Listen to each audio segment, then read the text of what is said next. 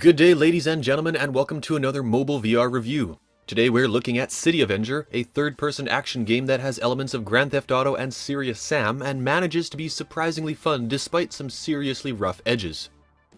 City Avenger was released on January 6, 2017 and is currently available on the Oculus Store for $2.99. It's made by Chinese studio Chesstar, which appears to be focused on VR development and has a number of VR titles in its library. Fun fact, the Chinese characters used on the developer site for the game's name directly translate to Grand Theft Auto City. I'm gonna make a wild guess and say they probably had to change the English name to City Avenger for copyright reasons. That being said, the game does have a Grand Theft Auto feel to it, just don't expect anywhere near that level of depth or polish. City Avenger is all about fast, non-stop action, hence the Serious Sam reference. You blast your way through a series of 12 stages, each one presenting you with a single objective. Basically go in and fill a kill quota on a specific enemy type to end the stage. It's dead simple, but the action is remarkably satisfying. You can shoot boxes to reveal weapons like shotguns, assault rifles, and rocket launchers, which offer new and satisfying ways to deal destruction.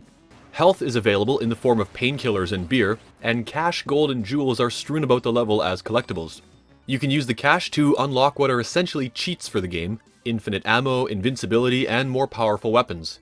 The game isn't particularly difficult, and just keeps getting easier with every cheat you unlock, but the levels remain satisfying, at least for a little while.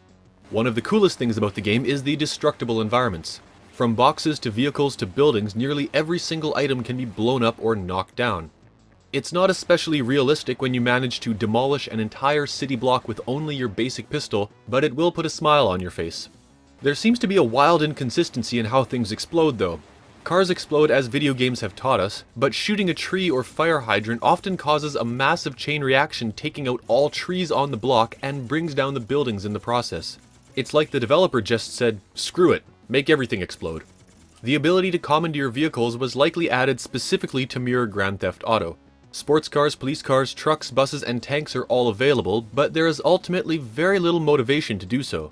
Even if you ignore the abysmal vehicle controls, I'll get to that in a moment, there's really no benefit to driving around. The tank can be used to cut through the enemy like butter, but there's no reason to get in any other vehicle.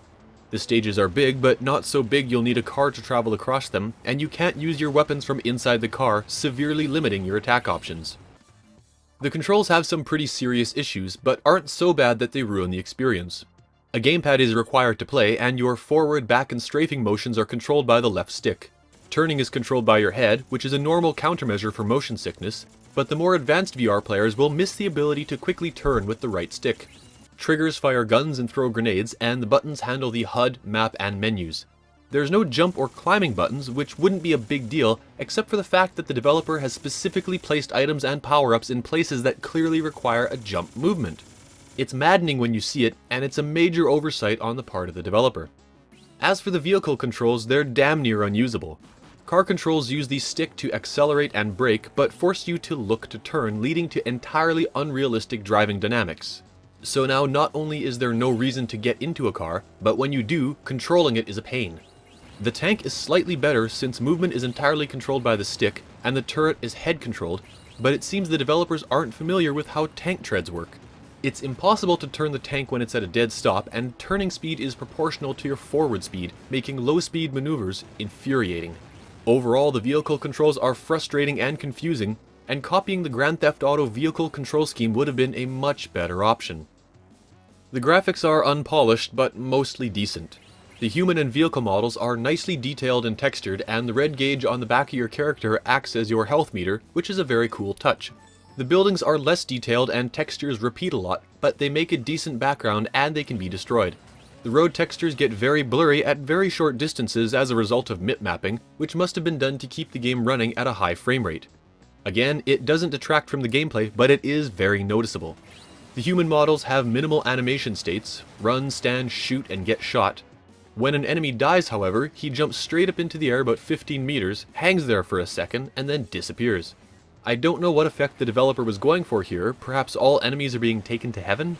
Falling down and fading away would have been fine, or even exploding, since everything else explodes, but this is just extremely odd. And while we're talking about graphics, why is this a third-person shooter? This is VR, and first-person offers far more immersion. I could understand if it was a comfort issue, but you usually just see the top of your character's head, so it has the comfort factor of a first-person shooter anyway. Same thing with the cars. A perfect opportunity to immerse the player in this world, missed because of a lack of attention to detail. And that's really the story of this game. Missed chances and wasted potential. The sound design is similar in quality. There's one MIDI-esque rock and roll track playing loudly throughout the game, and it actually prevents you from hearing enemy noises. Enemy gunshots are super quiet to start with, so you'll often find yourself losing health and unable to locate the shooter, when 3D sound effects would have handled this perfectly. Your gunshots, on the other hand, are plenty loud. They're not very realistic, but at least they're in sync with your actual shots. Item pickup sounds and the beeps made when you kill an enemy or destroy a building or car are also very audible, if not entirely necessary. If this was an indie developer, some of this might have been excusable. Sound design is usually a weakness in small teams and is either outsourced or minimized. I get that. But this is a studio that claims to specialize in VR game development, and 3D sound is just as important as the graphics for both immersion and player feedback.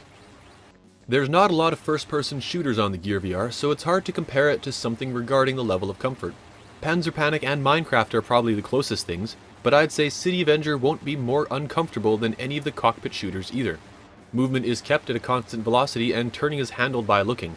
As I mentioned, it's great for comfort, but some of us would like to turn with the controller, and the option would have been nice. Immersion-wise, you're always looking over your character's head, which breaks the sense of presence quite a bit. Other than using your head to look, there's no reason for this game to be in VR. A third-person shooter would have been just as convincing on a PC or tablet, and I repeat that not making this a first-person shooter is a big missed opportunity. There's actually nothing quite like this game available on the mobile VR scene, and first-person shooting and driving would have catapulted this game into Gear VR stardom. This game has a fair share of problems. The graphics are a mixed bag, the death animations are weird, the sounds are mediocre, the vehicle control is awful, and there's no way to reach the locations of certain items. There's a bunch of small issues that, if addressed properly, would significantly increase the polished feel of this game, but in its current form, it appears to be quite unfinished. Not Game Jam unfinished, but like the developers stopped when they had something that matched about 70% of their vision. I really think this game could have been amazing. Yet despite all of that, I did enjoy this game. And that's what makes this even more difficult to understand. Even in this unfinished state, the game is loads of fun, and I want to keep playing to unlock all the cheats. The gameplay loop is solid. The 12 stages are over quite quickly, and the difficulty level should have been higher, especially in the later levels, but it's still a blast to take on the police or army by yourself. It's the closest thing to an old school first-person shooter on the Oculus Store, and for $3 you should get your money's worth. It's definitely not Grand Theft Auto in any way, but it's surprisingly fun despite its flaws.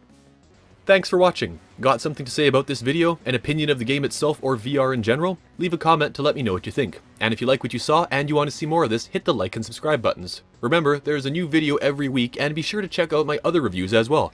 Hope to see you again soon. Bye for now.